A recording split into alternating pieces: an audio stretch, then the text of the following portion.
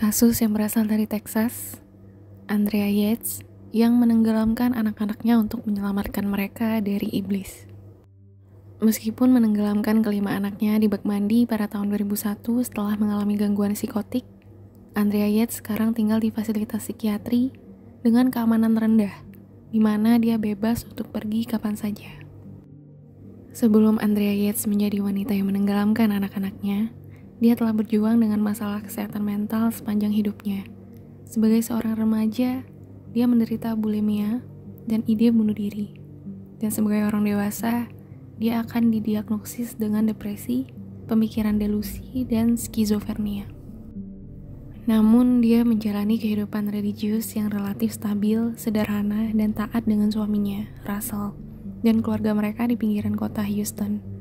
Tetapi pada tahun 2001, Andrea Yates yakin bahwa dia dan anak-anaknya ditakdirkan untuk masuk neraka. Andrea, psikosisnya yang dipicu oleh ajaran Alkitabiah dari seorang teman keluarga, menjadi percaya bahwa satu-satunya cara untuk menyelamatkan anak-anaknya dan mencegah setan kembali ke bumi adalah dengan membunuh mereka dan dieksekusi karena kejahatan itu. Lahir dengan nama Andrea Pia Kennedy pada 2 Juli 1964 di Houston, Texas. Andrea berkembang pesat di Milby High School. Dia mengucapkan pidato perpisahan, anggota National Honor Society, dan kapten tim renang.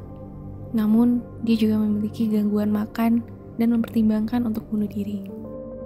Andrea Yates maju dan lulus dari Fakultas Keperawatan Universitas Texas pada tahun 1986. Dia bertemu Russell Yates saat bekerja sebagai perawat terdaftar pada tahun 1989. Keduanya berusia 25 tahun dan religius. Mereka pindah bersama tak lama setelah itu dan menikah pada 17 April 1993. Pasangan itu bersumpah untuk memiliki anak sebanyak yang diizinkan alam. Selama 7 tahun berikutnya, mereka memiliki 4 anak laki-laki dan 1 perempuan. Masing-masing dinamai menurut tokoh Alkitabiah. Nuh lahir pada tahun 1994, diikuti oleh John, Paul, Luke, dan Mary yang lahir pada tahun 2000. Tetapi dengan setiap kelahiran tampaknya datang lagi serangan depresi pasca persalinan yang lebih parah. Dan pada saat Mary lahir, bagaimanapun, Andrea Yates telah menjadi berbahaya dipengaruhi oleh ajaran agama Michael Woronicki. Russell Yates bertemu Woronicki di perguruan tinggi. Woronicki adalah seorang ulama tidak terafiliasi yang mengkhotbahkan suatu bentuk kebenaran yang bersemangat yang hanya bisa datang dari keluarga dekat yang hidup sederhana. Pada tahun 1997, keluarga Yates tinggal dalam jarak dekat di sebuah van camping yang dibeli dari Woronicki. Dan Andrea mulai menyekolahkan anak-anaknya di rumah, yaitu di rumah mobil setinggi 38 kaki. Tapi dia juga menderita serangan depresi pasca persalinan yang semakin parah. Pada tahun 1999, dengan kelahiran Luke, dia diberi resep trazodone untuk pengobatannya. Kemudian pada 17 Juni tahun itu, Andrea dengan sengaja overdosis obat antidepresan yang membuatnya koma selama 10 hari.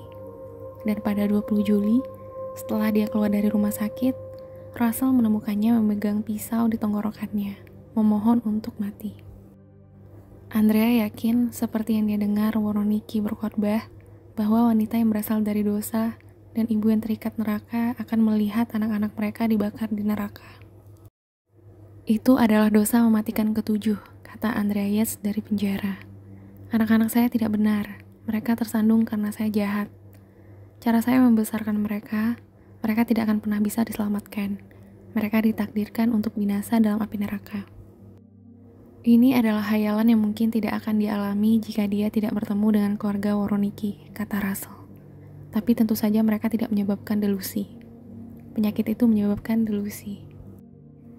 Di bawah pengamatan selanjutnya, Dr. Eileen Starbranch mengatakan dia menemukan Yates di antara 5 pasien paling sakit yang pernah dialami.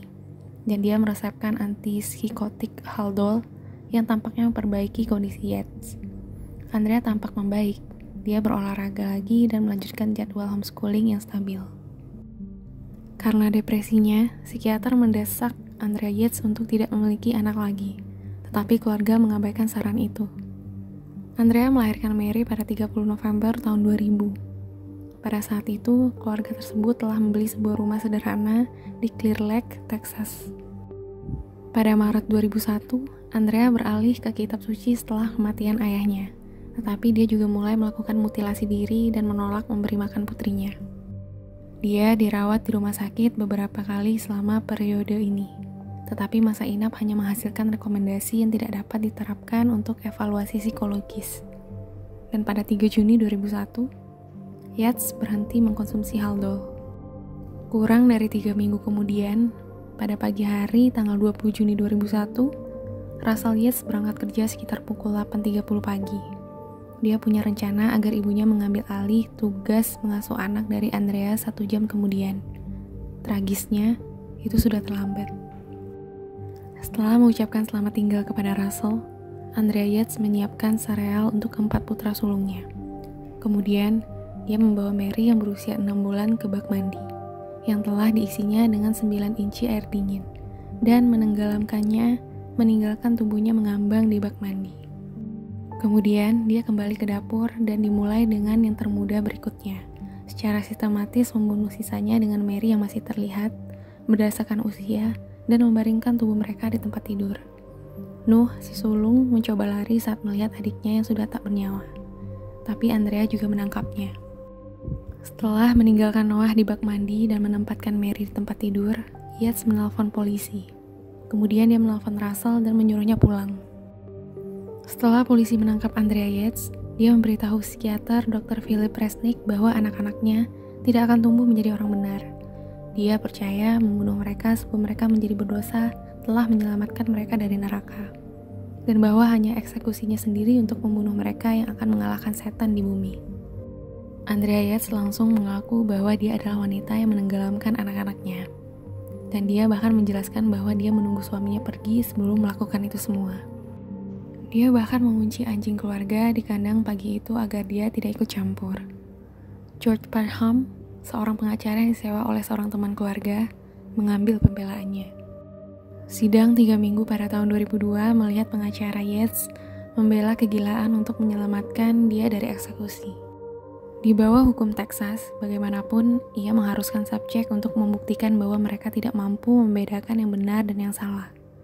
Dengan kegagalannya untuk melakukannya mengakibatkan vonis bersalah atas pembunuhan berencana. Pada saat itu, Russell Yates tetap setia pada imannya. Alkitab mengatakan iblis berkeliaran mencari seseorang untuk ditelan, katanya. Saya melihat Andrea, dan saya pikir Andrea lemah, dan dia menyerangnya. Sementara jaksa Kathleen Williford mencari hukuman mati. Juri tidak yakin bahwa Yates memenuhi kriteria itu. Mereka menghukum wanita yang menenggelamkan anak-anaknya ke penjara seumur hidup dengan persyaratan pembebasan bersyarat pada tahun 2041. Namun, pada tahun 2005, pengadilan banding menemukan bahwa kesaksian palsu oleh seorang ahli untuk penuntutan telah mencemari persidangan tahun 2002. Juri telah diberitahu bahwa Yates kemungkinan telah melihat episode Law and Order di mana seorang ibu yang menenggelamkan anak-anaknya ditemukan tidak bersalah dengan mengklaim kegilaan. Tetapi tidak ada episode seperti itu. Alhasil, Yates mendapat persidangan baru di mana dia dinyatakan tidak bersalah dengan alasan kegilaan. Dia dijatuhi hukuman remediasi di Rumah Sakit Negara bagian Cartville, fasilitas kesehatan mental dengan keamanan rendah di Texas, yang oleh salah satu pengacaranya digambarkan sebagai peristiwa penting dalam perawatan penyakit mental. Sampai hari ini, pembebasan muncul untuk ditinjau setiap tahun, dan setiap tahun Andrea Yates melepaskan hak itu. Hukum Texas menyatakan bahwa pengadilan memiliki yurisdiksi selama hukuman penjaranya. Dalam kasus Andrea, itu adalah sisa hidupnya. Sekian untuk hari ini, sampai ketemu di cerita yang lebih menarik lainnya. God bless you.